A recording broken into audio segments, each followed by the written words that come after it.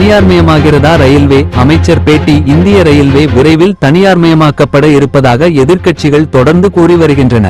இந்நிலையில் இதுகுறித்து ரயில்வே அமைச்சர் அஸ்வினி வைஷ்ணவிடம் நிருபர்கள் கேள்வி எழுப்பினர். அதற்கு பதிலளித்த அவர், அடுத்த 5 ஆண்டுகளில் ரயில்வே துறையின் வளர்ச்சி அசுரத்தனமாக இருக்க போகிறது. இது ரயில்வே மாற்றத்துக்கான சகாப்தம். இனி தனியார்மயம் என்ற பேச்சுக்கே இடம் இல்லை என உறுதிபட கூறினார்.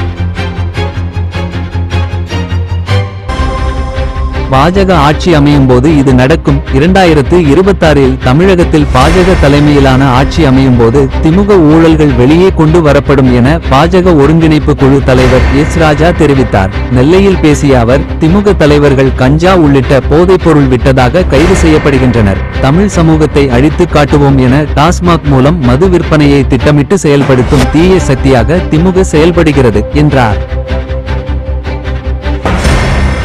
ஏடிஎம்களில் காவலாளிகள் கட்டாயம். வங்கிகளுக்கு உத்தரவு. ஏடிஎம்களில் 24 மணி நேரமும் காவலாளிகளை நியமிக்குமாறு வங்கிகளுக்கு காவல்துறை அறிவுறுத்தியுள்ளது. 60 வயதுக்கும் மேற்பட்டோரை காவலாளியாக நியமிப்பதை தவிர்க்குமாறும் பகல் இரவுக்கு தனி காவலாளிகளை நியமிக்குமாறும் கூறியுள்ளது. வாட்ஸ்அப் குழு துவங்கி பாதுகாப்பு ஏற்பாடு குறித்து ரோந்து போலீசாரிடம் தகவல் பகிருமாறும் கேட்டுக்கொண்டுள்ளது. மேவாட் கொள்ளையார்கள் கைவரிசையை தொடர்ந்து பாதுகாப்பு பலப்படுத்தப்படுகிறது.